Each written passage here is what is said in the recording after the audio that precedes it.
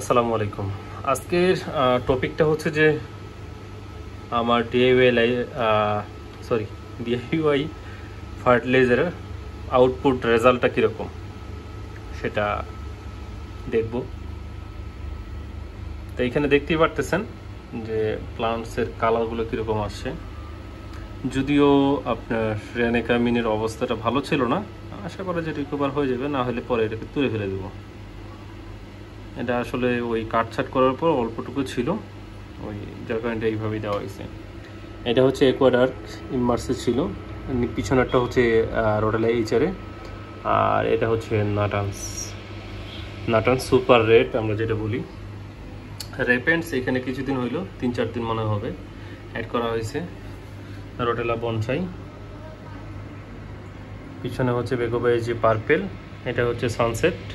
এখনও সেট খাইনি, এগুলা একটু সময় লাগবে। এটা হচ্ছে ডিসেন্সিস, আর এটা হচ্ছে জাভা ফান্ড। আপনাদের মনে আছে কিনা জানেন, ইস্তিয়াক আহমেদ ভাই একুয়া লাইট হাউস গিফট করছিল। আর এই হচ্ছে অবস্থা ট্যাঙ্কের। তো ট্যাঙ্কটা আমার পুরান ছিল। আপনারা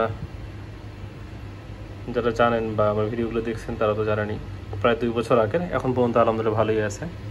আমার প্রতিটা ট্যাঙ্কে র্যামসন স্নেইল একদম আবশ্যক, আমি এদেরকে রাখি। এটাতে ব্যাকসাম করা আছে।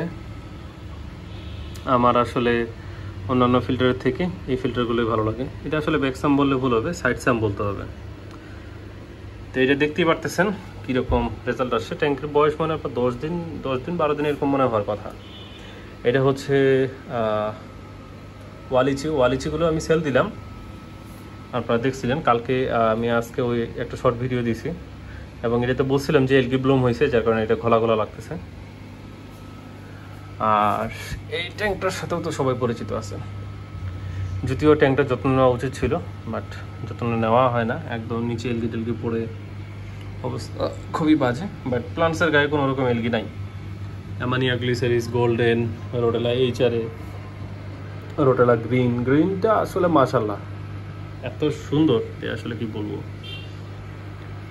এই কুপা কি জানি বলে, আমার নামটা মনে নেই। দেখতেই পারতেছেন কত সুন্দর হয়েছে। আর এখানে তো এগুলো আসেই। আর এই যে কুবা, এই ট্যাঙ্কটাতে ডিফিউজ এইভাবেই করা হয়। এই দুইটা ট্যাঙ্কেই আমার।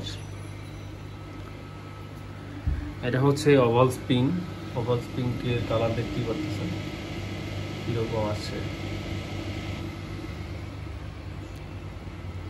ডিআইওয়াই লাইট দিয়ে ট্যাঙ্কগুলো করা।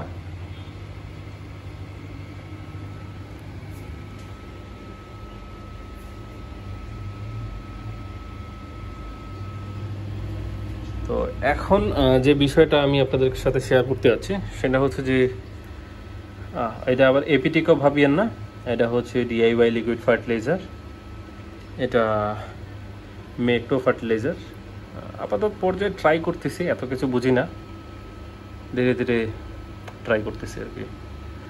যদি সম্ভব হয় বা ভালো রেজাল্ট পাই, অবশ্যই আমি মার্কেটে নিয়ে আসবো। আর যদি এটাতে ভালো রেজাল্ট না পাই, তাহলে মার্কেটে এটা আসবে না। তো আমার নাটান্সের কালারটা দেখে খুবই ভালো লাগতেছে। আশা করা যায় হয়তো বা মার্কেটে নিয়ে আসা যাবে এটা।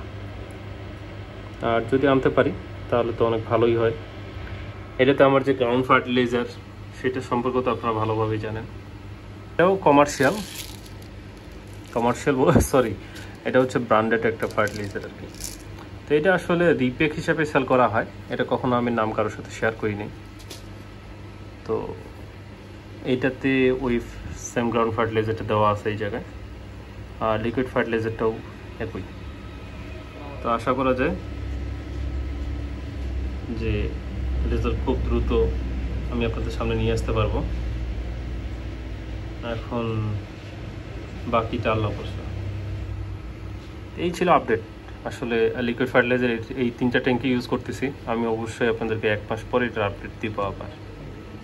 যদি ভালো রেজাল্ট আসে, মিনিমাম আমি 2 মাসের মতো ট্রাই করব আগে। যদি ভালো রেজাল্ট পাই তাহলে অবশ্যই লিকুইড ফার্টিলাইজারটা মার্কেটে নিয়ে আসবো, তাছাড়া না।